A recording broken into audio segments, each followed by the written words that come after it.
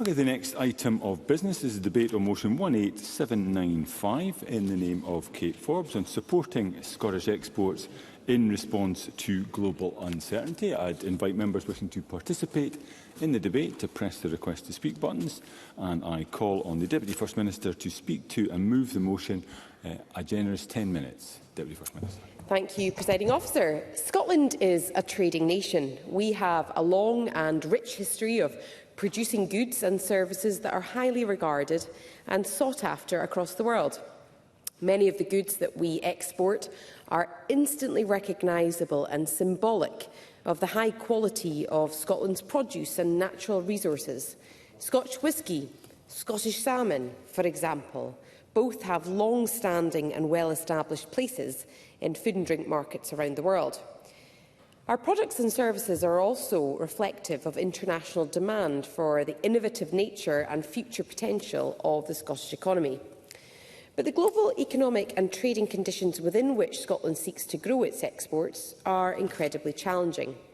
The nature of that challenge is multifaceted, and I have high hopes for a well-informed debate this afternoon, looking at all the issues, starting with Craig Hoy. Craig Hoy. I thank the Minister for giving way, and I welcome her commitment to global free trade. Can she therefore point to a single global free trade agreement that her colleagues at Westminster have supported?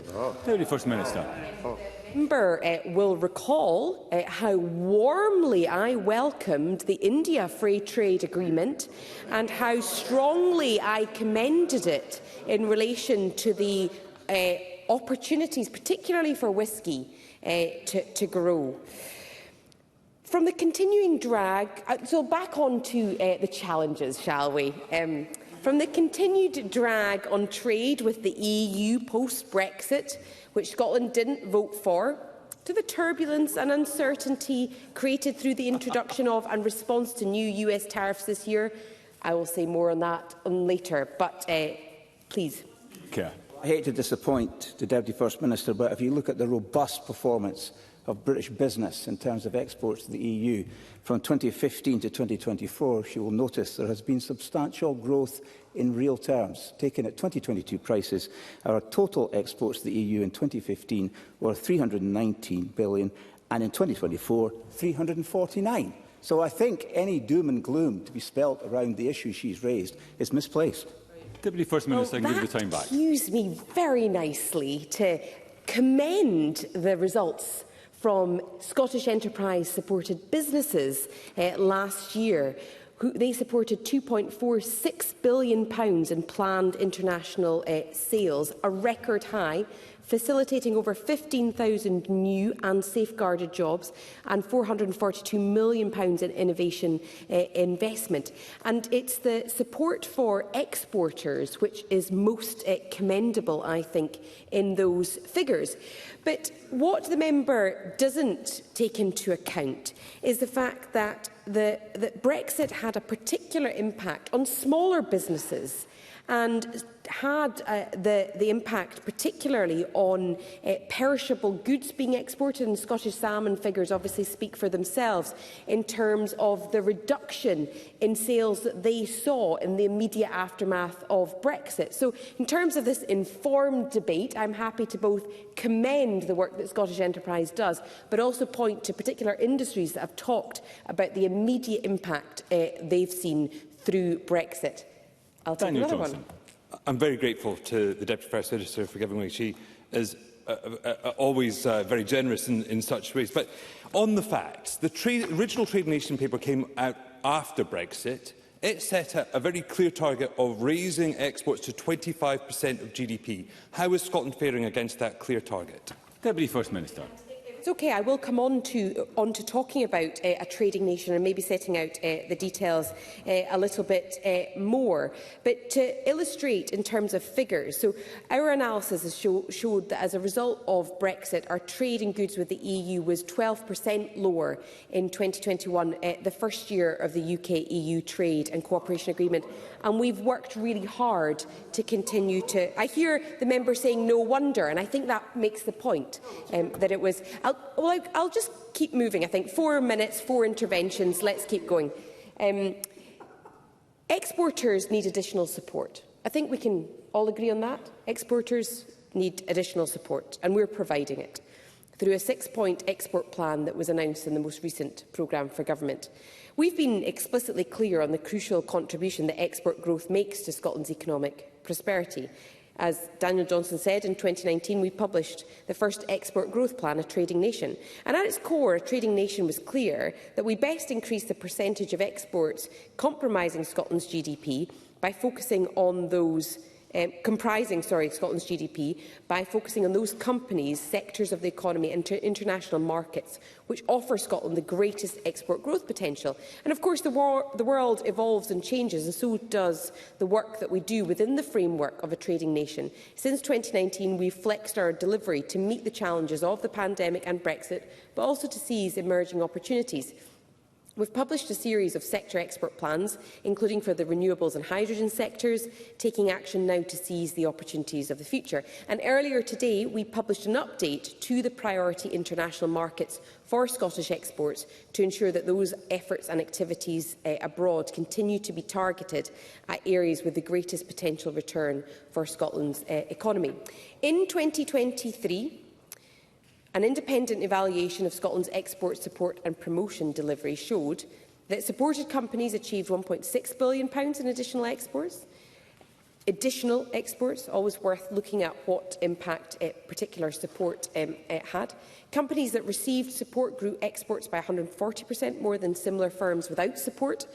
And 53% of companies created or safeguarded jobs, and over half introduced new products or improved processes, showing strong wider economic impact. So building on all of this, on the 1st of September, Scottish Enterprise announced the highest ever forecast sales figures, which I mentioned, of almost £2.5 billion.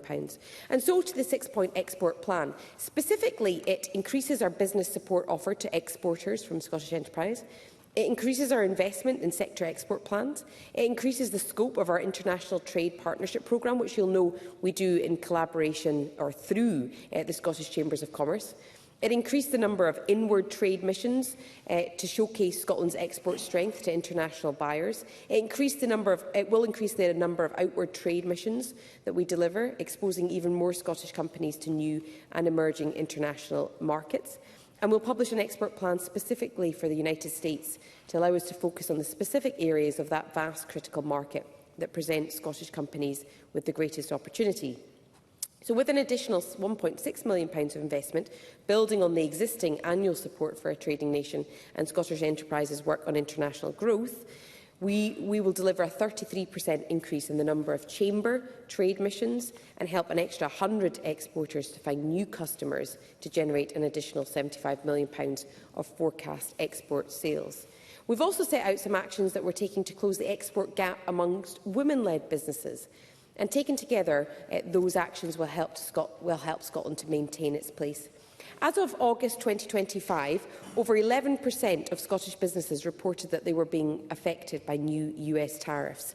That rises to nearly 23% amongst goods exporters, who also noted that the most common issues were increased costs and supply chain disruption. A quarter of goods exporters were expecting to be affected in this month of September. So the issues that we are seeking to address are real, and they are affecting businesses right now. Just yesterday, Richard Lochhead and I met business leaders to discuss their concerns on trades and share some of the details of the additional support we're providing, but to take on board any further suggestions that they had. When Scottish Enterprise announced its highest ever export forecast sales results, it did so at Pyramul in Grangemouth, a fantastic example of how a company exporting from Scotland can support jobs and the local economy. We want to work constructively with others as we advance Scotland's export ambitions, even others in this chamber. And when the First Minister met the President of the United States earlier this summer, he reiterated the Scottish Government's strong support for efforts to finalise the remaining elements of the UK-US deal to provide long-term certainty and stability to our transatlantic trading partnership. He put issues like whisky on the trade deal agenda during that meeting and, of course, continued to press for a better deal on whisky tariffs, which are currently costing £4 million per week, in a meeting with the President earlier this week. We've also worked very closely and collaboratively with the UK Government as we support our exporters, including recently in the assessment and response to the impacts of US tariffs. On some levels, this has been effective. However, at others, demonstrated, for example, through the lack of engagement on the publication of the UK Government trade strategy in June this year, there is a risk that we're not harnessing our collective capacity as we could. And more fundamental issues persist. We continue to call on the UK Government to fully address the continuing damaging impacts of Brexit on Scottish and UK trade. In this regard, the Government remains firm in its view that the best means of growing Scottish trade in the EU is by rejoining the EU. Presiding Officer, I note that I am out of time. I haven't quite finished. I can give you a bit more time. Well, thank you very much. I'm very confident that Scotland and our exporters have the capacity, the potential and the ambition to continue to take advantage of the shifting opportunities within international trade, both now and in the years ahead. And during recent engagements, for example, in relation to trade and investment in India and with the UAE, I've been struck both by the scale of the opportunity, but also the incredibly positive feedback I get about Scottish products and Scottish businesses. And so we want to continue to lead to seize the economic opportunities for Scotland abroad. And I move the motion in my name. Thank you, Deputy First Minister. I now call on Murdo Fraser to speak to and move Amendment 18795.3. Around 7 minutes. Mr Fraser. Thank you, Presiding Officer. Can I start by reminding the Chamber of my register of interests and specifically hospitality I've received from the Scotch Whisky Association. And can I also take the opportunity when starting this debate, because it's the first proper chance I've had since the term started, to say we're going to miss Kate Forbes from this chamber, because I think we all understand the reasons why Kate Forbes is going to step down next year from Parliament. But I genuinely think, Presiding Officer, she will be a loss to this Parliament, and I think that view is reflected right across, maybe not every member of this Parliament, but the great majority, and also a view reflected by members of the business community too. So she will be a loss to government and a loss to this Parliament, and we wish her very well for the future. And can I start in that tone by agreeing with something she said, because I agree with her about the need to celebrate the success of Scottish exports. And she was quite right to highlight the tremendous success with exports such as Scotch whisky, Scotch salmon. These are flagships for the Scottish economy being exported across the globe, recognisable Scottish products which are growing our global brand. And that is all to be celebrated. But we also need to recognise, as fairly Kate Forbes did, that there are serious challenges with tariffs in the US and elsewhere, which I'll come on to a bit later. And while in the period between 2018 and 2022 we saw global trade rising by 10%, in that same period Scottish onshore exports fell by 12%. So not everything in the garden is rosy. Now, there were some glaring omissions in the comments made by the Deputy First Minister. Scotland's largest export by far is oil and gas, representing 32% of overall international exports in 2023. But curiously, there was no mention at all in her comments of the oil and gas sector, Presiding Officer. But the even more significant omission was in relation to the defence sector, which is frankly astonishing in the context of the news we've had recently about support for Scottish shipbuilding. Because it was announced just last week that Norway has agreed a £10 billion deal for anti-submarine warships to be built in the UK, securing thousands of jobs at BAE Systems in Glasgow. Investment only possible because the Royal Navy had already contracted with BAE Systems for the construction of Type 26 frigates. And that investment will support an estimated 103 businesses in Scotland. And yes, I'll happily give Daniel Johnson. I quite agree with him in terms of the importance of those defence contracts. And would you agree with me that we need to extend every support possible to Babcock in their efforts to export frigates to Denmark? Murdo Fraser. Absolutely, and indeed Mr Johnson has preempted my very next sentence, because I was about to come on and talk about Babcock in Rosyth, the part of the area that I represent, hoping to secure a contract to build 4 frigates for the Danish Navy, a contract worth more than £1 billion, a real tribute to the expertise in naval vessel construction we have established in Scotland, again based on Royal Navy contracts, and showing the quality of the highly skilled workforce we have both in Fife and on the Clyde. And yet, despite all this remarkable good news that's been all over the media for the last week, not a mention of it from the Deputy First Minister, and nor can I see a single mention of it in all 18 pages of this document published today from the Scottish Government, a trading nation updating Scotland's country and sector prioritisation. Now, I looked through this document, Presiding Officer. It's full of lots of colourful pictures. I congratulate the school student on work experience who had a happy week in the Scottish Government, colouring in all the different pages. Not one mention of the defence sector that is doing so well for Scottish exports. We do see reference to a sector called, and I quote, engineering and advanced manufacturing. I wonder if that somehow is a code for defence, but I cannot understand why the Scottish Government, the SNP Government, are not shouting from the rooftops about these tremendous export deals that have been agreed by Scottish-based companies. And I fear once again student politics is at play rather than a serious recognition of the strengths of the Scottish economy. Now, the Deputy First Minister referenced the First Minister's visit earlier this week to the United States to meet President Trump to discuss the unreasonable tariffs on Scotch whisky and other Scottish exporters. That is a welcome intervention by the First Minister. I'm sure now he realises how unwise it was to be so publicly backing Mr Trump's opponent in the presidential election last year. But there is something of an irony, as I pointed out in the Chamber earlier today, in the stance being taken by the First Minister, reflected in the motion today calling for Scotland to rejoin the European Union. Because the European Union currently has a tariff on exports from the EU of 15% to the US, whereas in the UK we currently only face a tariff of 10%. And as part of the UK, we have an opportunity to negotiate that tariff down, as the First Minister was trying to do, an opportunity that simply would not be available to us as part of the EU. So the SNP's plans to leave the UK to join the EU would be devastating for Scottish exports. And of course, we need to remember our biggest export market for Scottish goods and services is the rest of the United Kingdom. And the value of exports to the rest of the United Kingdom is 3 times that of exports to the European single market.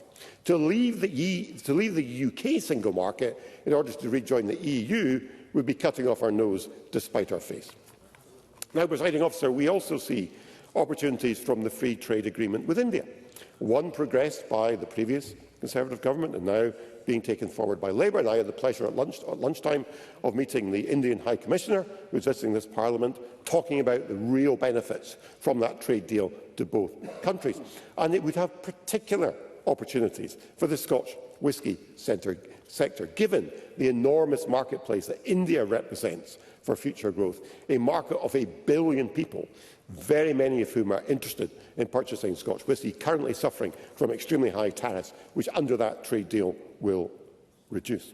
And again, that trade deal with India would never have been possible as part of the EU, because there was no interest in the EU in doing a deal with India. It was only possible because of Brexit. Now, the Deputy First Minister said in her remarks she had welcomed the trade deal with India in response to Mr Hoyne. She did indeed. But of course, it's not this Parliament that votes on these trade deals. It's the House of Commons that votes on these trade deals. And I'll be very interested to see, Presiding Officer, when that vote comes to the House of Commons, how her colleagues in the SNP in the House of Commons vote on that trade deal, given that's where it really matters. Now, Presiding Officer, there is, and I'm aware I'm over time, but I'll just get towards the end in a moment, there's an economic backdrop to exports. Scottish businesses continue to be held back by higher taxes, including income tax and VAT, by the level of business rates and by excess regulation. Without a more business-friendly environment here in Scotland, we will continue to see Scottish exporters struggling to compete. And all those issues are within the gift of this Scottish Government. And if it is serious about supporting exports, it needs to start reducing the cost burden for Scottish business and supporting growth. So in conclusion, Presiding Officer, we wish to join with the SNP in celebrating the success of Scottish exports, but their policy solutions are simply doing more damage. And they need to start waking up to the strength of the defence sector in Scotland and the value to our economy of exports from that sector, rather than being ashamed of such an important part of the Scottish economy. Those are the points made in my amendment today, which I'm very pleased to move. Thank you.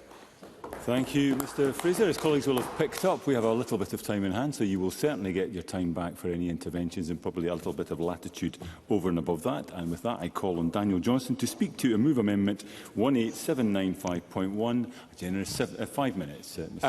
Thank you, Deputy Presiding Officer. I always enjoy a bit of latitude, and I move the amendment in my name. I have to say that given the rekindled enthusiasm for independence that we've seen from government benches in recent weeks, I have to say I think it's a little bit brave to bring an export debate to Parliament, given my take the broad view that frontiers put barriers in the way of trade. But I may be doing a disservice to the government. Maybe their view is this, that given that 70% of our trade is with the rest of the United Kingdom, maybe they think that with the stroke of the cartographer's pen, they can treble Scottish exports. The problem with that is it's clearly bonkers. And actually, I think it's as reasonable as the Deputy First Minister seeks to be. There's a fundamental stumbling block, is that they seek to put barriers between us and our biggest market, and they seek to create uncertainty for business, which is undoubtedly damaging for the economy, as long as they pursue their constitutional obsessions. And unfortunately, I think what we see from the government, to be fair, I don't accuse the Deputy First Minister of this, but all too often I think we have selective use of data and grandstanding, whereas what you need for trade is pragmatic action. And I think that is what we have seen from the UK government to date. The India trade deal, which has been referenced by all the speeches so far, has been very important. I would acknowledge initiated by the previous administration, but taken forward as a matter of priority by the incoming Labour government, because that is worth £4.8 billion to the UK economy, 2,200 jobs. And of that £4.8 billion, £1 billion of that is the value to the whisky industry. It will see tariffs being reduced by half immediately to the world's biggest whisky market, and half again 10 years later. But it's not just in the India trade deal. The UK Labour government has prioritised bilateral deals and discussions with both France and Germany. That we have secured the frigate exports worth £10 billion already referenced. And I think we have seen a renewed approach from the Scotland Office, seeking to support trade and investment and promote brand Scotland. And I see Kenneth Gibson has enthusiastically got to his feet to agree with me. Kenneth Gibson. What I'm actually going to do, first of all, is thank you for taking an intervention, but also today's Financial Times reported that US pharmaceutical giant Merck has cancelled a £1 billion investment in London, and 125 scientists are going to lose their jobs because they say Labour government has made the UK uncompetitive. Surely Westminster is damaging not only Scotland but the wider UK with its trade policies. Daniel Johnson. His party seeks to introduce new frontiers and barriers. I think it's very difficult to talk about stability and certainty from the position of the SNP benches. But I do think the Trading Nation document published in 2019 was important. I think it was a very serious bit of work. It had some actually very clear steps that it sought to set out. And it's why I was genuinely surprised when I saw the publication of the latest update, because it had more maps in it than it had numbers. And I think that is a problem, because actually in 2019, which was after Brexit, there was a very clear articulation of what had to happen, that it sought to increase the number of jobs that are derived from exporting from 11,000, but there's no update on that number. It sought to integrate SDI with the rest of the business support regime, including Business Gateway. And again, actually, to be fair, the Deputy First Minister, I thought, set out some useful things, but I think we could use some more clarity about how that integration is going to be carried forward. It discussed expanding the global Scot network to 2,000. Again, another bit of information that would be useful to get progress on. Furthermore, a Ministerial Trade Board was set up. But unfortunately, as far as I can tell, the last time that met was 18 months ago. So if this government is serious about trade, it has to be serious about the progress it's making against what was a substantial bit of work. And as I alluded to in my intervention with the Deputy First Minister, on page 13, under monitoring and evaluation, it sets out very clearly what the bottom line is with this. That this was an approach which sought to increase exporting as a proportion of GDP to 25%. And in just a moment, I mean, the reality is, according to the numbers I've seen, is that has only risen to 21% and has seen no progress in the last 4 years. Now, the world has been experiencing economic difficulties and headwinds, but there has been no substantive progress in the last 4 years against that key target. I'm very happy to give way to the Deputy First Minister. I failed to answer his intervention. My apologies. So he quoted 21%. I was actually going to go with 20%. So it's currently 20% against a target of 25%. The two biggest impacts on that has obviously been Brexit and the pandemic. We have a lot of good data, which is perhaps something that we could share in more detail. I'd be very happy to share in more detail. So, for example, we know that 36.7% of EU exporters in Scotland reported direct costs, and Brexit being one of the biggest impacts. So we could maybe share a bit more data. Daniel Johnson. And I would be grateful for that. I think what I would say to the Deputy First Minister is that there may well be interesting phenomena and dynamics, and even initiatives, but actually against that fundamental target we haven't seen progress. And interestingly, there was progress immediately after the pandemic, but it has since stalled. Finally, I would just like to say that one observation for the report, which we've seen no further examination of, is I think it actually very usefully segmented exporters into four categories: top 100, solid performers, sleeping giants and born global. I would like to see actually what progress we have had against these key segments, because that would give the sort of strategic clarity we need. So what I would say is this: I think that the trading nation was a serious bit of work. I would like to see some robust reporting and measurement against it. I think it set out a good pipeline, but unfortunately, just as ever with this government, its intent is good, but its follow-through and consistency is poor. Thank you. Thank you, Mr Johnson. I now call on Jamie Green. Again, a generous 4 minutes. Mr Green. Thank you, Presiding Officer. I'm pleased to be speaking in my 8th debate this week. It's been quite a week, and I'll try and stick to exports and not confuse it with any other subjects we spoke on. I think this is actually quite a good debate.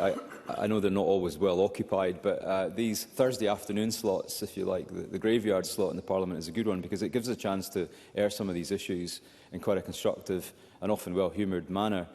Scotland's exports are, as has already been said, some of the finest in the world. We talk about this often, particularly in cross-party groups, where we have interest in this. The whisky and salmon comes up often when you meet people overseas and talk about Scottish great products. But I, over the years, have tried to look beyond the traditional Scottish exports of tartan and twee and look at some of our markets which are emerging and which Scotland is actually leading the way in so many of them. Financial services, undoubtedly, is one of our biggest exports and expertise and product. Life sciences, we don't talk about often. It has had a controversial past, perhaps, historically, but the pharmaceutical industries and others are doing incredibly well, for example, in the west of Scotland. Our space and satellite industry, again, it's an absolutely booming area that we should be really proud of. We are producing, and soon will be launching, small satellites smaller than a microwave. And that's all been originated, that ingenuity is coming from Scotland, and that manufacturing is done in Scotland. And of course that should be exported, and not enough of that is happening. Our green energy production, some of our experts are going all over the world in business class flights to teach people in other countries how best to manage offshore wind, carbon storage and capture and battery technology. We should be leading the way in hydrogen. We should be leading the way in other forms of renewable energy. But again, there's so much potential there, and I feel like the conversation too often focuses on the one or two big-ticket items, although I have nothing against the oil and gas industry. Again, let's look at some other industries: gaming, animation and film production. These are booming industries. Just across the street there is a company which has done incredibly well in the gaming industry, and parts of Scotland are really growing in their media and landscapes around film production and Hollywood film studios. And all of that really is to be admired and acknowledged, because they've got on with it without necessarily the intervention of business. We've talked a lot already this afternoon about where we need government to intervene on failing businesses, but those businesses tend to be the businesses of old, the industries of old and the technologies of old. And I really think a small country like Scotland has such an opportunity to be at the forefront and the avant-garde of these new emerging technologies. But what that also means is a government strategy, and that's not the same thing as just spin. You know, we have a government motion, which I actually agree with quite a lot of, but doesn't contain a huge amount of substance in terms of the wider strategy. There's already been some critique over some of these lovely coloured-in documents, as Murdo Fraser referred to them as. And I think that's right. What business is looking for from its government is two things. One is a wider strategy, because a strategy in one sector will have to be part of a much bigger picture. But that also fits in with what is your transport and infrastructure strategy, what is your digital connectivity strategy, what is your energy strategy, how do we keep companies' costs down as best we can. And all of that needs to be sitting in the round and in the whole. I will talk about whisky exports, because actually we've talked a little bit about trade deals, and I do want to mention them. We are facing international headwinds. There are things outside of the SNP government's control, I understand that. There are even things outside of the UK Labour government's controls. We're in an extremely volatile world market. Things, rising costs, decisions that are made by other politicians thousands of miles away. And when I speak to businesses who do export, the two big things that they're facing at the moment are rising insurance costs and shipping costs. We all know the issues around what's happening in the Red Sea. But these international, out of our control things are something we are going to have to face up to and work together on. And I think actually the other thing I hear from business when I speak to them is that what they're absolutely sick and tired of is both of Scotland's governments at constant loggerheads, one with another. And I do understand there is some good cross-party working behind the scenes, but it is often behind the scenes. What they want to see more in public is their government ministers from Scotland and Westminster hand in hand going out to the world to say that Scotland is open for business. Now, there's been a little bit of critique about the 6-point export plan, which I actually think feels a bit more like a relaunch. We know the target was 25% by 2029. I'm happy in a second, but on this point of exports as a portion of GDP, the target was 25% by 2029. Now, of course, the COVID years, we took a hit on that. It dipped to 19%. In 2019, it was 20%. I believe the Cabinet Secretary just said we're still at 20%. So we're 5 points away from that plan over 6 years, notwithstanding the issues that we had during COVID. So we need to really ramp up that. We need to get to 20. I still think we can get to 25% by 2029. I'll happy to take the intervention. Deputy First Minister. It was just, I should have come in on Daniel Johnson, but it was just to clarify that we did do a formal review in 2023, which was published. Today is just about our international priority markets. That's all that we're updating in that document. So we just thought we'd make sure the maps were colourful so that you knew exactly what we were talking about, but it's still obviously been missed. So let me just repeat again, this is just about our priority markets. Thank you. Jamie Green. Thank you. And I would say every market should be a priority, actually, even the ones that seem least on your radar. For example, if you look at the Taiwanese market, I've just got the figures here. Scottish whisky is up 45% in export values to £290 million, just that one country alone. And that was nothing to do with any bilateral trade deals. That was just a good relationship with the buyers there. There's two final points I'd like to make. One is let's not underestimate the value of the Commonwealth. It's got a GDP of £15 trillion and 2.5 billion consumers there. And secondly, SMEs make up 99% of Scotland's businesses, but only 10% are exporting at the moment. That's got to increase, and I'd like to see a coordinated strategy on how we do that. Thank you, Presiding Officer. Thank you, Mr Green. We now move to the open debate. I call first Emma Roddick, to be followed by Stephen Kerr. Generous 4 minutes. Ms Roddick. Thank you, Presiding Officer. With my region being what it is, including Orkney, the Highlands, Islay and Moray, I represent a lot of areas with distilleries, and I've seen many of them at this point trying to engage with the staff and owners. Everyone is so different, but there are some patterns. I recently visited Tomatin Distillery, which is an excellent example of a key local employer in a rural area. Last year in Raasay, I heard a similar story. This island community has had folk move back to take up jobs in the distillery, even been supported with new housing. We should never have communities reliant on one sector to survive, but often whisky is a great option for young people who want to explore hospitality, marketing or tourism roles. During my tour of Tomatin Distillery, which incidentally is a nice option for anybody visiting the Highlands and looking for a short respite from the very welcome disruption of ongoing A9 dualling works around Tomatin Tomoy, I heard the business's values coming through very strongly. They hire locally and grow their own, and the result is a valuable product with a great story. This is an opportunity for folk in the area to take up well-paid, skilled employment and stay locally. These are the types of success stories that we're seeing thanks to local investment and a focus on quality. Now imagine how much more these communities could thrive without the handbrake of Brexit slowing them down. People across the world love these success stories and they'll pay for them. Our whisky industry must be supported to reap the rewards of its own success that has been built up over decades. According to the Scottish Whisky Association, the current 10% tariff is costing the whisky industry £4 million a week in lost exports. That is a large number, but it's more than just a number. Think about Raasay. How many more homes, even with the extra cost of building in islands, could that fund?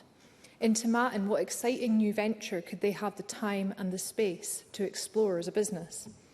I don't envy the First Minister his role in engaging with the current US administration. However, I appreciate, as a Highlands and Islands MSP, the value in having a leader who is willing to work hard and engage and do what he can to get a good deal for whisky.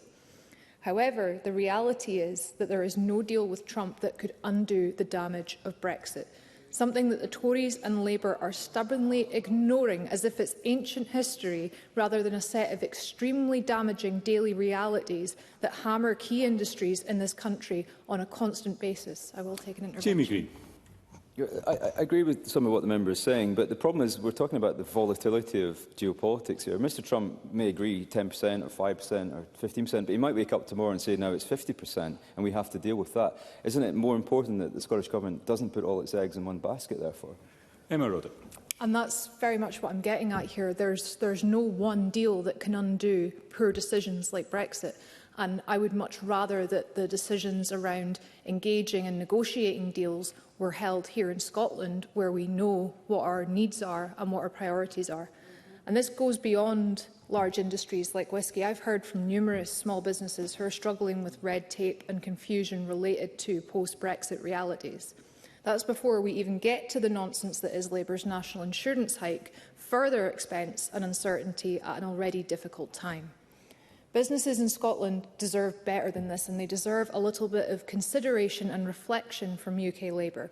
Does the government really believe that Brexit is going well, that the national insurance hike is beneficial and that these tariffs are fair? Or will they follow the First Minister's example and take action to support businesses through this? I will. Daniel Johnson. Well, first of all, I believe the Prime Minister spoke to the President a number of months ago when he was first elected, so the First Minister is indeed following his example. But given she has called twice now for national insurance to be reversed, what would she cut, especially given that it led directly to £5.4 billion additional to the Scottish budget? Emma Roddick. I would cut the funding for the national insurance hike that the UK Government has had to pay out itself. This is a cyclical issue with the national insurance hike, and we are not seeing benefits from it at all. The stories from Tomatin and Raasay show us what's possible when we invest in our people and our products. The Scottish Government's export plan is helping businesses to thrive despite all of these challenges. But let's be clear, it is not a fair fight. Our businesses are being forced to run a race with a significant weight around their ankles, a weight in the form of Brexit and damaging economic decisions from Westminster. The UK Government must stop ignoring reality. It is time for them to listen to Scottish businesses and Scotland's Parliament, reverse these damaging policies and fully address the continuing impacts of Brexit by rejoining the European Union. Thank you. Thank you. I now call Stephen Kerr to be followed by Kenneth Gibson. Around 4 minutes. I do hope that the SNP eventually overcome their Brexit derangement syndrome.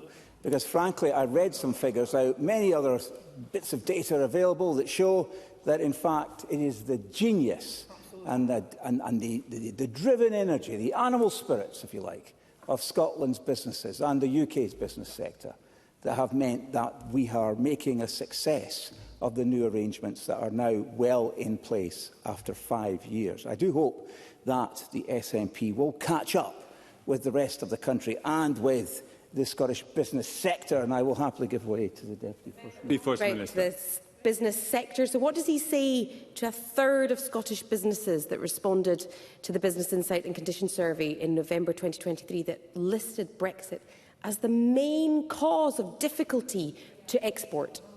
Well, there were many issues in the years that COVID was one of them, for example. And yes, no one denies the bumpiness of the exit from the European Union, and no one ever projected it would be a smooth transition. But however, it has gone exceptionally well, and the numbers are there. And I would encourage members, again, as I did yesterday, please, let's look at the evidence. Let's look at the evidence that is available, rather than just chuntering on about some mild condition of prejudice that the members suffer from. Enterprise is Scotland's engine. The SNP need to realise this, and they need to stop behaving, as they often do, as a regulatory monster, burdening businesses instead of backing them. And let's remember, Murdo Fraser, absolutely right, Scotland's single biggest export market is not the EU, not Asia, but England. And trade with the rest of the UK accounts for over £52 billion a year. That's two-thirds of all Scottish exports. And that is why, and I say this to the Labour benches as well, that is why the UK Internal Market Act is so indispensable. And frankly, any attempt to tinker with it would damage jobs and investment. Of course I give way. Gordon MacDonald. I thank the member for giving way. He's referred to the trade that Scotland's got with England. Did he read in the third version of the Development and Internal Market that England's trade with Scotland is £75 billion? Stephen Kerr. It's a mutual arrangement. Of course it is. My goodness me, that's the nature of business. We sell, we buy. That is the nature of the union, and that is exactly why UKIMA is such an important piece of legislation, because it guarantees Scotland and Scottish businesses frictionless access to the UK market, and that sustains most Scottish livelihoods. And we should be celebrating the landmark £10 billion order for the Type 26 frigates from Norway, and an order years in the making and secured because of the UK's national shipbuilding strategy launched by a Conservative government. It will sustain over 1,200 jobs directly and thousands more in the supply chain. And critics scoffed at the national shipbuilding strategy when it was launched. But today, I think those critics owe an apology to the men and women on the Clyde because of the delivery of this order. I will give way to Paul Sweeney. Does you not find it rather odd that, despite the national shipbuilding strategy being around now since around 2019, that there has been very little engagement from the Scottish Government on delivering it, despite the bulk of the UK shipbuilding industry actually being in Scotland? Yes. This is another one of their derangement syndromes. They're not prepared to face up to the realities of our country and its economic makeup and the sectoral strength of defence, because they are ideologically opposed to so much the defence sector represents. I'm probably straying into time problems, but I can give you the time back. I'm happy to give way to the Minister. Minister. I don't want to disturb the Better Together cooperation here that's going on in the Chamber, but can I just point out that the Scottish Government has worked very closely with the defence sector since we came to office in 2007. Indeed, over £90 million worth of support has been given to that sector, and we recognise the importance of this sector to the Scottish economy. Stephen Kerr. That will be why some ministers and many MSPs and MPs won't even meet representatives of the defence sector. So I find all of that horribly inconsistent. But I think we should praise that incredible export order of £10 billion. We have other things coming along as well. Murdo Fraser mentioned this order alone benefits over 100 Scottish businesses, 54 SMEs. And then we've also got the Type 31. The Type 31 is another fantastic opportunity. Denmark has mentioned, Sweden are also interested, Poland, Indonesia. And it's not just the construction of these wonderful products that we're talking about, it's also selling the design, because the design alone has brought in, selling the design to Canada and Australia has brought in over £1 billion, and that directly benefits Scotland. And so there's much to talk up when it comes to the defence sector, but I know that there is a split personality at work in the SNP. They cannot bring themselves to celebrate Scotland's successes in this sector for ideological reasons, and they are hostile, frankly, to the defence sector. They've derided those companies for years, they've neglected them, they've ignored them, they've boycotted them. but they are building the very technology that keeps us safe. Now, there's much more that I could say. I hope you might agree, I've been willing to engage in a debate here, but I would say instead of debating at the level of student politics, this Parliament should champion Scottish enterprise, back innovation and open the doors to the world. Thank you. I now call Kenneth Gibson to be followed by Richard Leonard. Again, a generous 4 minutes. Mr. Gibson. Thank you, Presiding Officer. Next Wednesday I will celebrate, if that's the word, 46 years as a member of the SNP. And frankly, I recognise absolutely nothing of the nonsense we've just heard from Stephen Kerr. My grandfather worked in the shipyards, and the SNP has always supported a strong conventional defence policy. And I'm delighted that a small, independent country with a population lower than Scotland has actually got the resources to be able to invest £10 billion on conventional weapons. Just indeed as it covered the North Atlantic after the Tories, within weeks of coming to office in 2010, scrapped over £4 billion of Nimrods that had just been upgraded by the RAF. So, colleagues have highlighted the indispensable role of our iconic trade exports, such as salmon and whisky. And I include Isle of Arran distillers in my own constituency in that. And in that vein, I welcome the First Minister's visit to Washington to press the US President for a better deal on whisky tariffs, currently costing, as Emma Roddick pointed out, £4 million a week. The ball is now firmly in the UK Government's court to make a deal with the US, the single largest destination for Scotland's international exports at around 17%. But the picture for Scottish exports is positive. Excluding oil and gas, Scotland's exports remain stable in real terms at £18 billion between 2016 and 23-24, despite many challenges faced by those exporters. These are complex and in many cases a result of global events such as trade wars, armed conflicts and energy spikes, but also homegrown, self-inflicted problems like a hard Brexit inflicted on Scotland by the Tories and, of course, Labour's damaging jobs tax. And it's a delusion to say that Brexit hasn't impacted the Scottish economy. The Economist talks about it almost every single week, for example. Now, despite these headwinds, Scotland's exporters will be reassured that we have an Economy Secretary determined to protect and grow Scotland's business interests around the world. DSM Firmenich in a Dalry site in North Ayrshire has been producing and exporting vitamins since 1958. It happens to be in my constituency. It is the only vitamin C factory in the world outside China. Following a £300 million plus investment backed by £12 million from Scottish Enterprise, DSM is scaling up production of Bova, a methane-reducing feed additive for cattle to be sold globally in the US, EU, Australia and South America. And that factory was chosen from 35 DSM factories worldwide because of the quality of the workforce and their ability to deliver for that company and its customers. DSM is part of Scotland's thriving life sciences industry, and I'm proud to be the chair of the cross-party group on that. The Scottish Government's Life Sciences Strategy for Scotland, published in February 2017, had a vision of making Scotland the location of choice for the life sciences community, and its mission is to increase industry's contribution to the Scottish economy to £8 billion by 2025.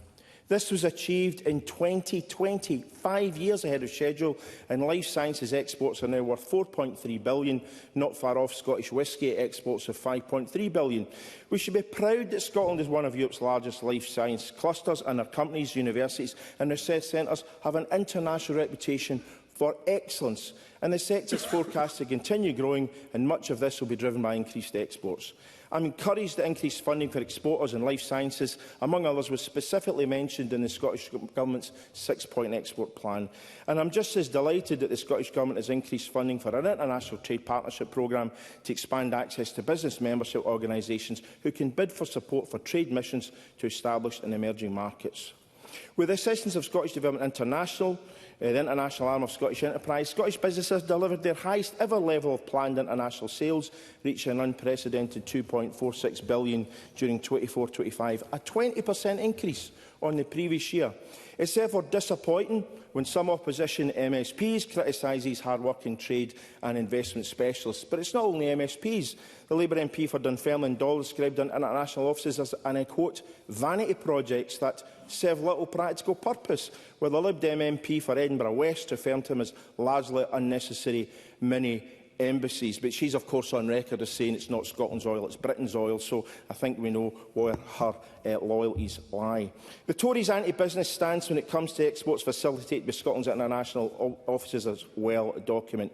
Presiding Officer, I encourage all opposition colleagues, as some have done, to join my party in celebrating the great success of Scottish international exports, worth £31 billion last year, and their vital contribution to jobs, growth and the prosperity of our country. We should be proud of how attractive Scottish products and services remain to consumers across the world, a success built on innovation, quality, hard work, exporters' ambition to enter new markets, underpinned by a Scottish Government focused on delivery and assisted by our magnificent overseas office staff around the world.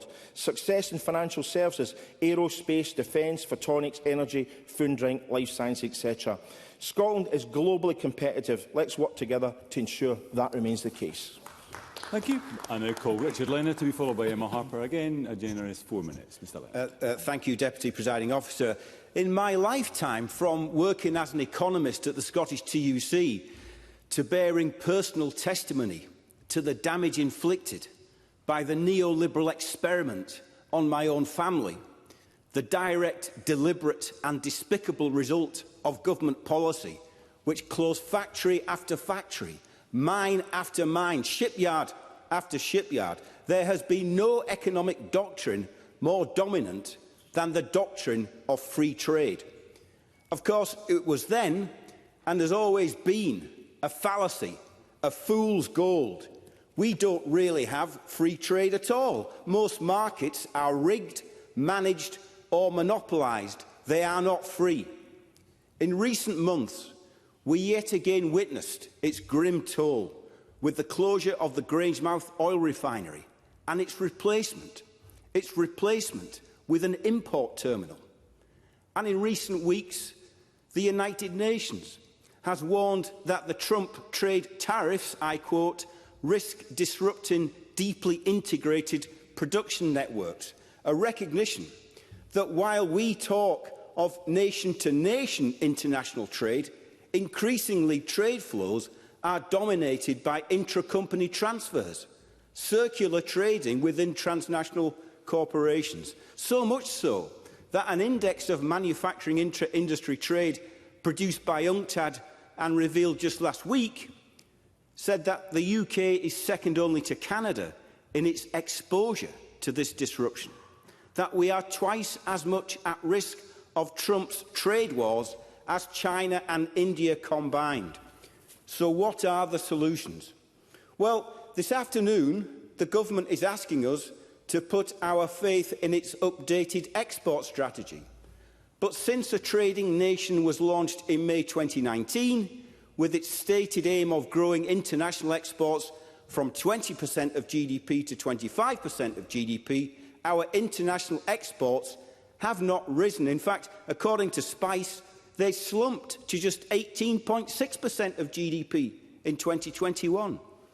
Neither will we find the answer in the government's latest 6-point export plan, which calls, amongst other things, for an ever greater dependency on foreign direct investment, when our economy is already over-colonised by a small number of transnational corporations. Just 60 firms now account for half of the total value of all our international exports. And as for the Deputy First Minister's claim at the weekend that independence is, I quote, an economic necessity, this is a soundbite which wilfully ignores the economic facts of the extent of our industrial integration, of the depth of our economic, fiscal and monetary interdependency, of the pattern of our trading relationships, that we export 1.5 times more to the rest of the UK than we do to the whole of the rest of the world put together. But neither do I think that the answers to global uncertainty and declining exports are to be found in growth deals based on military rearmament, the war machine and the arms trade. The very idea of a defence dividend is misleading. What about the opportunity cost? And what kind of dividend is it when the international development aid budget is put to the sword to pay for it. I remain more convinced than ever that the answers lie in greater economic planning, the development of an industrial strategy on fair trade, not free trade, on the diversification of our export base, the diversification of our producers and our markets, and not an intensification in the United States, on greater self-reliance and a strategy of import substitution as part of our response to climate change, more cooperative and employee ownership, genuine community wealth building and democracy in our economy. And in this TUC week, that means stronger trade unions and a radical extension of workers' rights. Politics remains at its core a choice, a division between left and right, tackling economic inequality, injustice and a redistribution of power on the one hand, or relying on trickle-down, the free market and free trade on the other. Members of this Parliament need to decide which side of that division, which side of that choice they are on. Thank you. Just to advise the Chamber that we have eaten into some of the time available, so the generosity will be scaled back just a little going forward. I now call Emma Harper to be followed by Alexander Stewart. Around 4 minutes, Ms Harper. Okay, thanks, Presiding Officer. I wanted to use my short time this afternoon to recognise the work that has been done over the years by the Scottish Government and the long-term commitment that has paid bigger and bigger dividends to our agribusiness sector as time goes on. I particularly wanted to pay tribute to Richard Lockhead in his tenure as the first Cabinet Secretary for Rural Affairs, starting in 2007.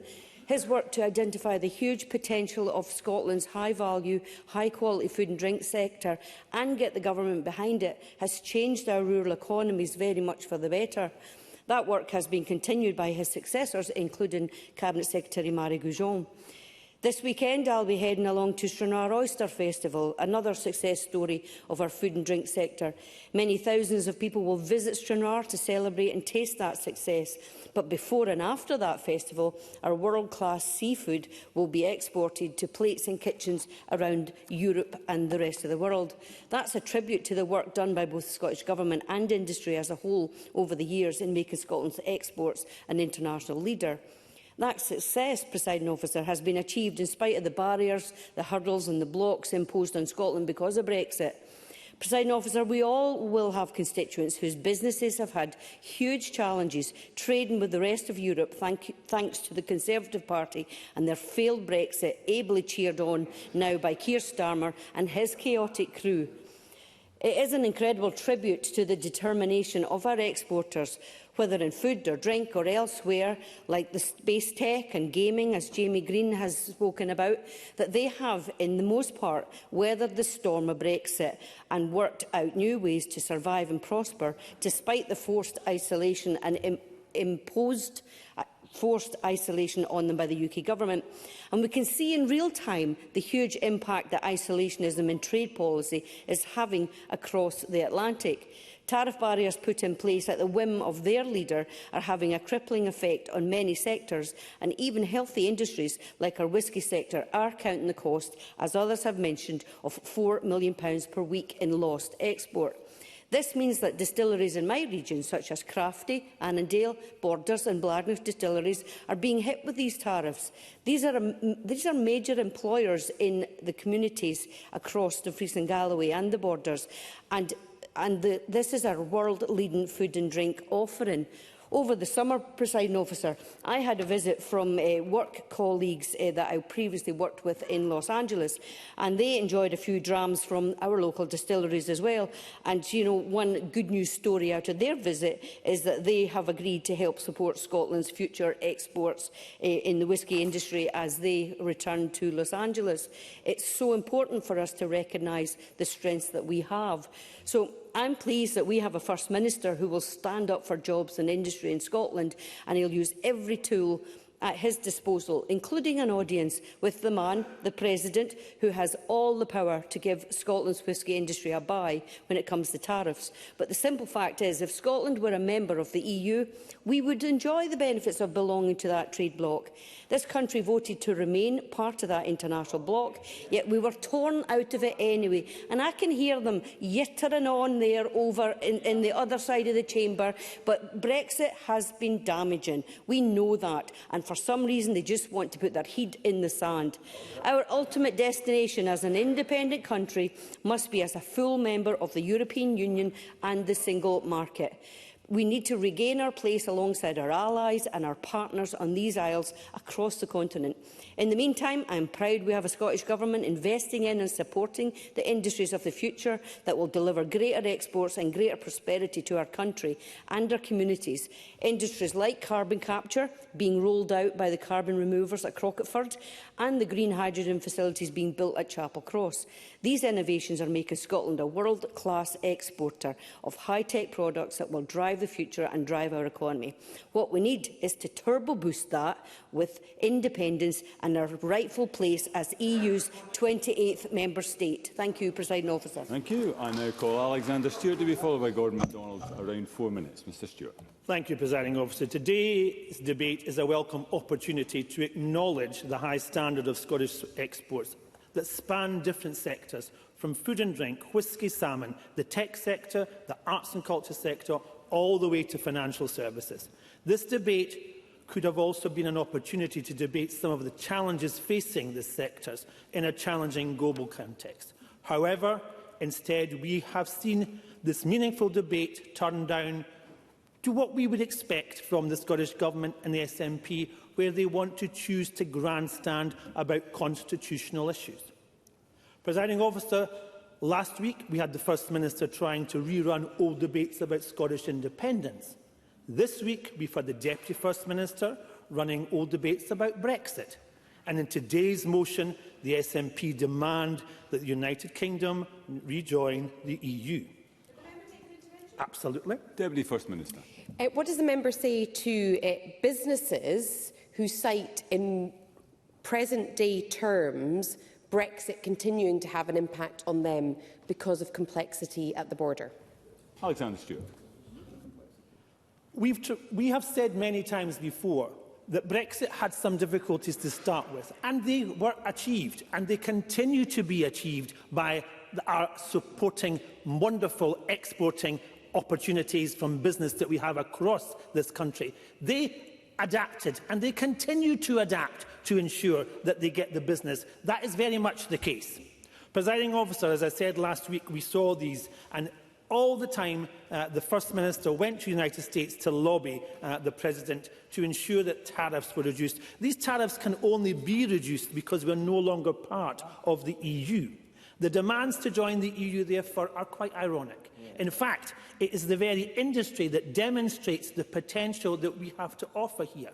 Earlier this week, the United Kingdom had a free trade with India. That happened last year, and that has seen the current tariffs slashed, and they will be slashed yet again in the next 10 years, and that will ensure countless opportunities to create within the industry and jobs right across the country. The deal is expected to boost whisky exports by as much as £1 billion over the next 5 years. The Whisky Association themselves have called this transformational. On the other hand, the Scottish Government have barely commented on it, and the opportunities for increased export don't just lie with limited to India. We have opportunities the length and breadth of the country and the world. And I would have hoped to have some balance here today, and the Government might have acknowledged the fantastic opportunities that already are happening in Scotland's export industries. And we've heard today from Murdo Fraser and Stephen Kerr and others about the winning of the defence contracts, the £1 billion for the frigates from Norway, the manufacturing of which will sustain thousands of skilled jobs, grow Scotland's economy and wider manufacturing base. Presiding Officer, these benches are fully behind the need to support Scottish exports and stand ready to support any measures that will ensure that. These include removing regulatory burdens and working constructively with entities to support innovation, to have private investment and to speak out. What business wants is stability, presiding officer. It does not want to rerun 10-year-old constitutional debates, which only create further uncertainty and instability in the marketplace. Nor does it want to separate Scotland from the rest of the United Kingdom. That accounts for over 60% of Scottish exports. So, in conclusion, there are many possibility solutions to boost Scottish exports and empower Scotland's industries in a creative global marketplace. However, once again, judging from the debate, it seems this SNP Scottish Government simply does not appear to have the interest in finding these solutions. We export defence, we export whisky, we export salmon, we export financial services. All of these are important to our economy, to our stability and for our prosperity. Thank you. I now come to the final speaker in the open debate, Gordon MacDonald. 4 minutes. Mr MacDonald. Thank you very much, Presiding Officer. And before I move to my speech in answer to Alexander Stewart, HMRC customs data show that as a result of Brexit, UK companies exporting have dropped from 120,000 to 100,000 across the UK. And I should also mention that I am the co-convener of the cross-party group on Scotch whisky. In the last week, as Kenny Gibson earlier indicated, it's been announced that the Scottish enterprise-supported companies have reported a planned increase in international sales of over £2 billion, among the highest annual growth figures ever achieved. This builds on the HMRC UK regional trade figures for Q1 of 2025 compared to the same time last year, which highlights that Scotland was the only country in the UK to experience an increase in the value of export of goods, while all other UK countries experienced decreases. To be clear, England had a 3% drop in exports, Northern Ireland a 3.7% drop, and Labour-run Wales dropped by over 20%. Scotland is also the only country in the UK where exports exceed imports, giving us a positive trade surplus in goods traded, helping to support our economy. This comes after a difficult period when our economy has faced the impacts of Brexit, COVID and the war in Ukraine, which has impacted on our ability to trade seamlessly with our European partners. Many sectors of our economy, despite struggling with national insurance hikes by Westminster, are making record export sales. For example, Scottish salmon, which is now the UK's top food export, with sales worth £844 million in 2024. However, those industries that are energy intensive, such as the whisky industry, have no access to UK government support, despite the high excise duties, the job tax hikes, high energy costs and £4 million per week of tariffs. The Scotch Whisky Association global export figures for 2024 show that the value of whisky exports stood at £5.4 billion, a decrease of 3.7% on the 2023 export value. I therefore welcome the Scottish Government's 6-point export plan, which will include more overseas trade missions and exporter showcase events, including a US export plan to help identify states that offer the best markets for Scottish products, and increased funding for exporters in technology, life sciences, renewables and hydrogen sectors. In addition, the Scottish Development International has more than 30 offices around the world, with staff ready to help international companies to buy goods or expertise from Scottish suppliers, ranging from digital expertise to high-quality food produce. The Scottish Government is acting to support our exporters, but we also need the UK Government to act in those areas that are reserved to Westminster. Presiding Officer, despite the volatility in the export market, our service industries are also weathering the storm. The financial services sector, including banking, insurance and asset management, is the largest hub outside London and delivered over £10 billion in exports, with Edinburgh as a primary driver. Edinburgh's tech sector, centred around Codebase, the UK's largest technology incubator, supports a dynamic software and IT industry. This Scottish sector is worth nearly £7 billion to the Scottish economy, and over 60% of those companies are now exporting across the world. But it's not all good news, as in the year ending March 25, Scotland's goods exports to the EU decreased by 8% since the previous year. And I'll finish with a sentence from the Office of the Chief Economic Advisor, who concludes that Brexit trade barriers were a large negative economic shock that cost Scotland's economy £4 billion. Thank you. We now come to the closing speeches. I call first Paul Sweeney, up to 5 minutes, please. Mr Sweeney. Thank you, Deputy Presiding Officer, and it's a pleasure to contribute to this debate in closing for Labour today. I also want to open just by expressing my best wishes to Kate Forbes on her future endeavours. It's been a pleasure working with her over the last few years in this term of Parliament. And I actually discovered that we grew up together in the same street, which is a small world. So certainly Sinclair Gardens and Bishop Briggs has exported a number of parliamentarians, probably its disproportionate share over the years, so that's good to know. And it's been an interesting debate, certainly one that's reflected a common mission for everyone in this Parliament, which is to grow our national prosperity. And it's a consistent endeavour. Indeed, I remember when I worked at Scottish Enterprise, looking at assessments of Scotland's position in relative to trade in other parts of the world, and there were around, I think we were 33rd out of 36 countries in the OECD at that time in 2015. And unfortunately, that position hasn't really changed, relatively speaking. We can talk about absolute numbers, but relatively speaking, we've got a lot of work still to do as a country.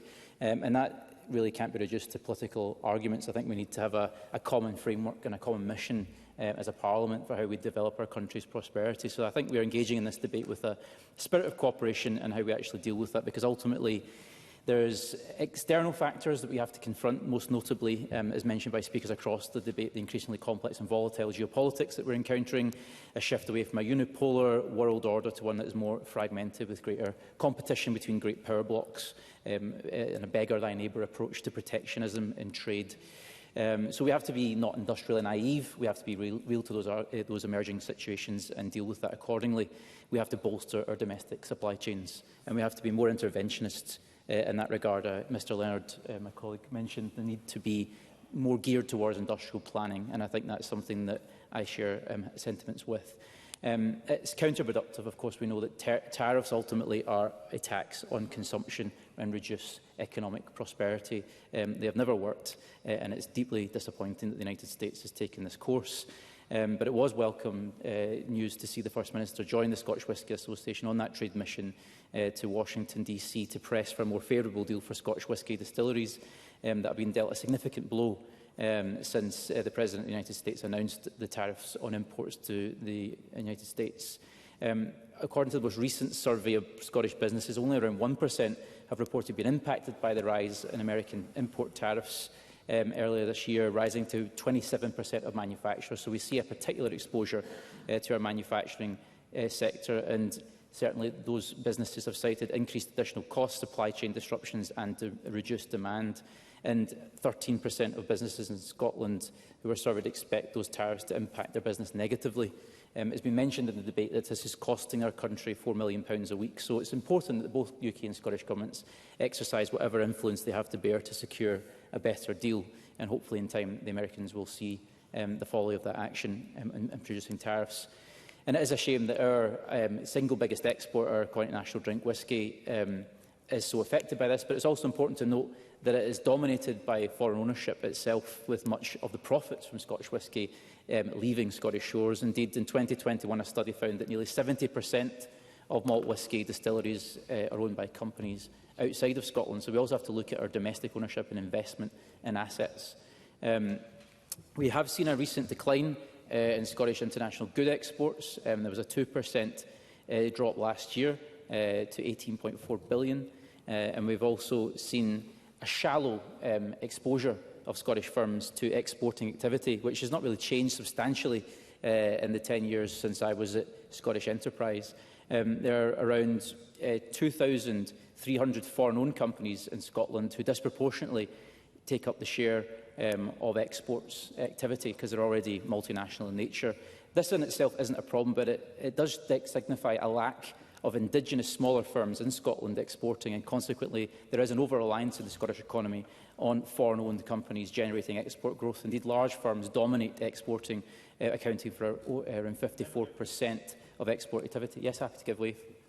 Minister. Thank the member for giving way. Given that I regularly meet businesses, particularly small businesses, that have just simply stopped exporting to Europe since Brexit, does the member not agree it's pretty ridiculous to try and divorce Brexit from Scotland's export track record? Paul Sweeney. Brexit was a disaster, and I agree that it's been the single biggest geopolitical mistake this country's made in my lifetime, certainly. But we are where we are, and we have to move forward together as best we can to minimise the frictions that are presented by that situation, and hopefully we can do so together. Indeed, it has affected the ability to trade. In 2019, of the 346,000 businesses in Scotland, only 11,000 exported, and of those that exported, 100 businesses accounted for 60% of our exports, and 60 firms accounted for half of our exports. So there's a real shallowness in the entrepreneurialism of Scottish firms. We need to encourage greater activity, greater sales around the world, and we can do that in practical ways. Ultimately, it's about individual business behaviour. So we need to look at how we can do that. Indeed, performance relative to other countries signifies how much work we have to make up. We're still rattling around the 20% mark when other countries are way ahead of us. Indeed, Scotland ranked in the bottom quartile, as I mentioned, of exporters in the developed world. So that means if Scotland were to have the same level of exports as a proportion of GDP as other countries ranking in the top quartile, like Denmark, Scotland would have an additional £35 billion of exports annually. That's a massive prize if we can encourage our firms to be more ambitious in this regard. And there are practical ways of doing that, Presiding Officer. For example, when I was at Scottish Enterprise, I worked in placing MBA students who were native foreign language students with Scottish firms doing business development, and already within a few months they were winning them millions of dollars of orders overseas. So even simple practices like that, working with universities with our foreign language students or international students, can significantly change business opportunities. So there are a lot of quick wins there to be had. And certainly a big win has been the recent shipbuilding contract for Norway. And hopefully the government will get more involved in that project. I know they've been reluctant to get involved thus far, but there's a huge prize for Scottish firms, small and medium enterprises, as well as the big primes, to build on that contract with Norway. £10 billion of value to unlock. Thank you very much. Thank you, Mr Sweeney. Generous 6 minutes. Call Craig Hoy. Thank you, Presiding Officer. Can I join colleagues in paying tribute to Kate Forbes before she heads for the hills? I always enjoy listening to the Deputy First Minister. And my experience of her is that she always talks the talk, but on occasion she doesn't quite walk the walk. But before she does head for those hills, could I just maybe invite her to do some walking of the walk and perhaps join us in some common sense policies that we'd like to see the Scottish Government adopting, most notably to tackle the visitor levy as she prepares to leave government, because that would be a very sound legacy for the hospitality industry in Scotland, which is at serious risk from this and the number of SNP policies. Can I also thank Kenneth Gibson for his contribution and also for his reference to the life sciences industry, which is vitally important for Scotland as we pursue a growth agenda, and it could be a critical part of that if we get it right. And can I also commend him on being a brave soul to be one of the few SNP backbenchers who positively mentioned the defence industry, which is another critical aspect of growth for our country. Can I also commend, as I would always do, Alexander Stewart, who I rightly identified, I think, the fact that the SNP simply cannot move on beyond the constitutional debate. And since we are talking about trade, one of the key negative impacts on trade is political instability. And if we are seeking to sell more goods, but particularly services overseas, where we might be looking to 10 to 20-year contracts being signed, undoubtedly long-term constitutional instability and risk would be a factor that might take trading deals south of the border rather than doing a deal with a Scottish company who may fall out of tariff-free trade with those for whom we have a trade agreement. I'll give way. Daniel Johnson. I'm grateful to the member for giving way. I wonder if he might agree with me that actually we should go further than that. Actually recognise the opportunity there is to export to other markets in other regions of the United Kingdom as a platform for growth, to then actually serve as a platform to expanding the rest of the world. That's the opportunity Scotland has, and one that the current government doesn't like to look at or seek to exploit. Craig Hoy. Absolutely, and whilst I'm not 100% behind the concept of metro mayors, I've talked to metro mayors south of the border who are actively competing with each other for Scottish investment, and that is the kind of culture that we would like to see within what is still a unitary state. Can I also commend Richard Leonard, who is also leaving this Parliament at the next election. I don't agree with much that Richard Leonard says, but it is proof that Tony Benn is still with us, even though he has passed, and that idealist, misty-eyed Marxism is still alive and well on these benches. And can I also commend him on recognising, even though we disagree on what the basis of free trade should be, that the six-point plan from this government is not fit for purpose. Emma Harper talked of the impact of tariffs and trade barriers on the food and drink sector, and she referenced Annandale Distillery, which I'll be visiting next week. But we cannot escape the simple fact that imposing a trade barrier between Gretna and Carlisle would do undoubted damage to the economy, not just of the south of Scotland, but of the whole of Scotland as a whole. And Gordon MacDonald, I think, was quite right in the use of the statistics that he deployed, but he mentioned that for data in relation to goods, but I think if he was to recast his speech and include services in there, he would paint an entirely different picture. Presiding Officer, trade is an opportunity for growth. And I think we all know that growth is something that the Scottish economy needs badly, if we look to the near-term horizon in terms of the Scottish budget. And despite their rhetoric and their vain attempt today, we know that the SNP are no real friends of trade, because time and time again at Westminster, they have voted repeatedly against free trade agreements. And as we said earlier, it will be interesting to see what they do in respect of the India Free Trade Agreement, because if they vote against that, they are effectively voting against the tariff-free access for Scotch whisky into that huge potential market. Also, there is just an illogicality running through the Scottish Government's position, because they're effectively saying that they want to remove us from a free market, an open and free market, where we do 61% of our trade, where we are a net beneficiary fiscally, to take us into a market where we do only a third of that trade, where we would be from the get-go expected to be a net contributor fiscally into that. It makes absolutely no sense to argue to remove us from the UK if that is only to take us back into the EU. Now, the truth of the matter is that British exports are rising while Scottish exports are declining. That is the harsh reality of the situation. And that's why I think we probably want to rely on external commentators rather than on ourselves in relation to this. And it's no wonder that the London School of Economics researchers have argued, and I quote, that rejoining the EU cannot make up for the income lost to independence, and that rejoining dismantles the barriers created by Brexit, and I accept there are barriers there, only to erect them again at the border with the rest of the UK.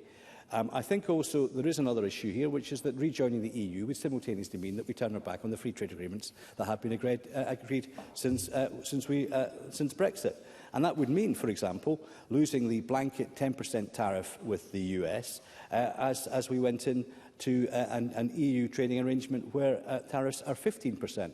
I'm absolutely certain that that's something that the First Minister did not discuss as he was donning his Make America Great Again hat and entering the Oval Office. It's also important that we look beyond the slow growth markets of Europe towards the tiger economies of Asia Pacific, and that's why the last Conservative government worked so hard to deliver the Comprehensive and Progressive Agreement for Trans-Pacific Partnership, which gives us membership of a vast trade area spanning the Indo-Pacific. Again, perhaps when the Minister speaks, could he explain why the SNP didn't vote for access to those markets at Westminster? Because the bloc is home to over 500 million people and will have a total GDP billion of 11 trillion when the UK joined. And joining the bloc has boosted the Scottish economy by improving access to some of the world's largest markets. For example, we will be removing 80% of tariffs of UK exports of whisky to Malaysia over the next 16 years. So we can access new and dynamic markets overseas, and that is what the principle of free trade is all about.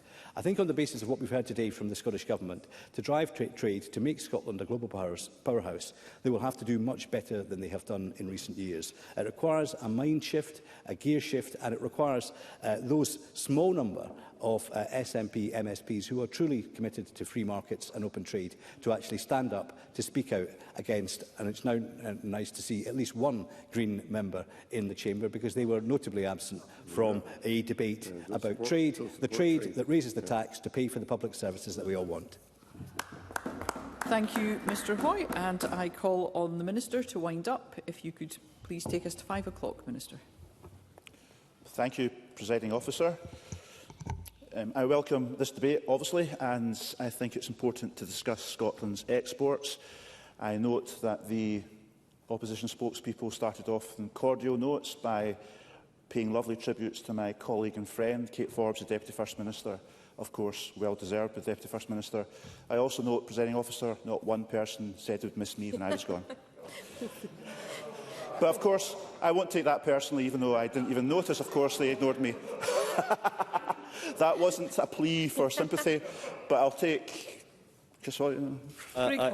I thank the Minister for giving way. Can I see how much he'll be missed in this chamber when he does go? And as somebody who has Scotch whisky interests in his constituency, can he also be a voice of reason for that industry and make sure that between now and the election he opposes any measures to introduce further restrictions on alcohol marketing and sponsorship? Minister. I'm enjoying this, Presiding Officer, and happy to take an intervention from Dan. Daniel Johnson. I'm grateful. I'll miss you too. As you're clearly speaking through the chair and to myself, thank you, Mr Johnson. Minister. Thank you. I just want to say, Presiding Officer, I feel so much better now, and I'm happy to proceed with my speech. There were times, of course, when it kind of descended into a speech about defence, which I thought was rather unfortunate. And I should say, and as Kenny Gibson referred to, that I think the Tories are not in a great position to say they're champions of the defence sector, because as the MSP for Kinloss, which David Cameron shut effectively when he came to power in 2010, causing misery for families and hundreds of households in my constituency, and wasting billions of pounds of public money, I think they're certainly not in a position to champion the defence sector. Murdo Fraser. I'm very grateful to Mr Lockyer for giving way, and I'll miss him too, for the record. Has he completely missed the massive investment there has been and continues to be in RAF Lossiemouth in his constituency, supporting the jobs that are there? But seeing as he's raised defence, can I go back to the question I posed earlier? Why is it in the motion from the Scottish Government, in the Deputy First Minister's speech, and in the 18-page document full of lots of lovely illustrations, there has been not a single mention of defence? And I see the Deputy First Minister has just passed you a helpful note. Through the chair, Mr Fraser. Minister. I think in my initial intervention I made clear the support this government has provided to the defence sector in Scotland, which we value greatly. A trading nation, of course, is about international exports, and that will involve aerospace, space, defence and a number of other sectors that I'll come on to as I progress with my remarks. I do want to say that it's really important that Scotland supports exports. We're a smaller nation of 5.5 million people, and like our counterparts around the world, we therefore have an extra reliance on exports if we want to grow our economy as a country of 5.5 million people. And that's why this is such an important agenda for Scotland's future and indeed for economic growth. And we know that exports leads to companies growing fast and also for making greater profits as well. Those that export perform better as companies, and that's why we want to promote more and more companies in Scotland exporting. I should also say, I think it's important to say, that we also want more women-led companies to export as well. And I recently commissioned the Gender Export Gap report, and that estimated that Scotland's trade could increase by between £3.4 billion and £10.3 billion over 2 years. Think of that, if women-led businesses exported at the same rate as those led by men.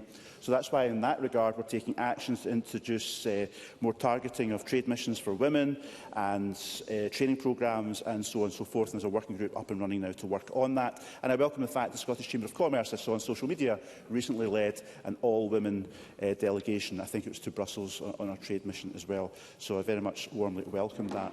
In terms of the state of exports at the moment, I think it's important to say there was fresh statistics released this morning.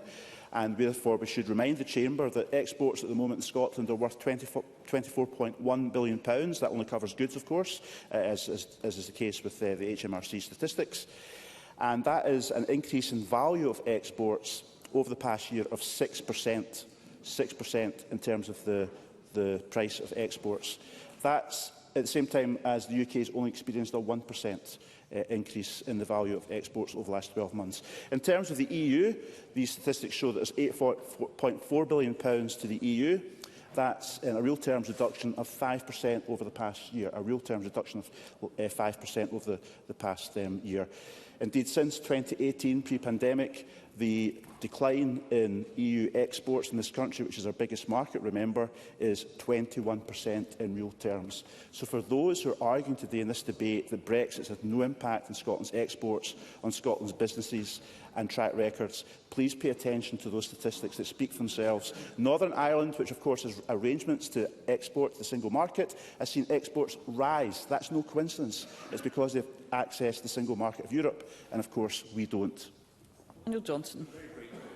Tim, for giving way. But I think there's two important points at this point. First of all, the report, the plan, was produced after Brexit in 2019, which somewhat diminishes some of those. But more importantly, so you recognise that. I mean, my understanding is that this plan has only had two updates, one in 2022 and one that's just published. And given the numbers that are flying around, would he consider that we need more regular updates against this plan and how we're progressing against the very solid numbers that were set out in 2019? Minister. I'm very keen to find ways of regular updates. Of course, we largely rely on HMRC data in terms of goods exports. There are calculations we can make, of course, as well, but sometimes a bit of a time lag, and that's why we can't always give the updates we'd prefer. But in terms of a Trading Nation document that was updated and refreshed and published this morning, that says that despite the headwinds caused by COVID and Brexit and, of course, war in Ukraine as well, Europe and North America remain key markets for Scotland. The US is the single biggest country we export to. The EU is the biggest market we export to, but it's very important to keep that distinction in mind as well.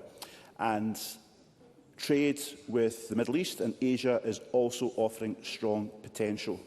So that's why we have added special interest markets to our existing top 20 markets to give us flexibility to engage with fast-growing emerging markets such as Brazil, Mexico, Indonesia, Singapore and South Korea, and so on. And I should also add that we're proud to add Ukraine as a special interest market, allowing our enterprise agencies and all our partners to support bilateral trade in their out of need. But again, returning to some of the challenges and the global headwinds that our businesses face when it comes to exporting around the world, Brexit has caused huge ramifications for Scotland's businesses. I often, as I said before, meet small businesses, in particular in Scotland, that don't export to Europe anymore because of Brexit. And indeed, despite the non-EU trade deals that have been referred to by opposition members in this debate. Despite those, and of course we welcome those, and there's an exciting opportunity in the Indian market, for instance, coming up, particularly for whisky, that was mentioned by others as well. Despite that, Scottish GDP is going to take a hit of 2% because of Brexit, costing this country over £4 billion. One of the members is shaking his head, just completely denying the link between Brexit and export performance and international trade in this country. It really does just beg our belief. Now, of course, we have the issue of the tariffs in the US as well. And as we saw this week, the First Minister is leading from the front and is taking the case for whisky in particular. It's not the only sector affected, but of course it's huge in terms of the impact on whisky, £4 million a week. And he took that case directly for his engagement with the US President in America. So that is a huge market, and if we can break down that as well.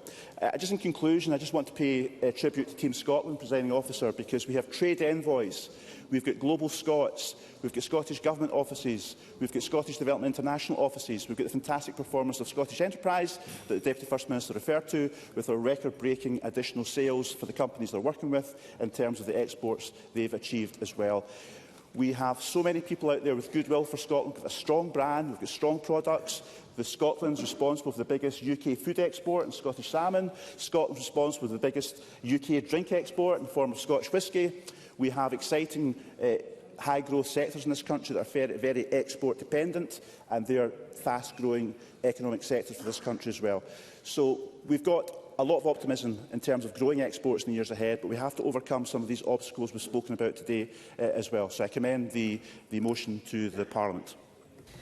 Thank you, Minister. That concludes the debate on supporting Scottish exports in response to global uncertainty. It's now time to move on to the next item of business, and there are 3 questions to be put as a result of today's business.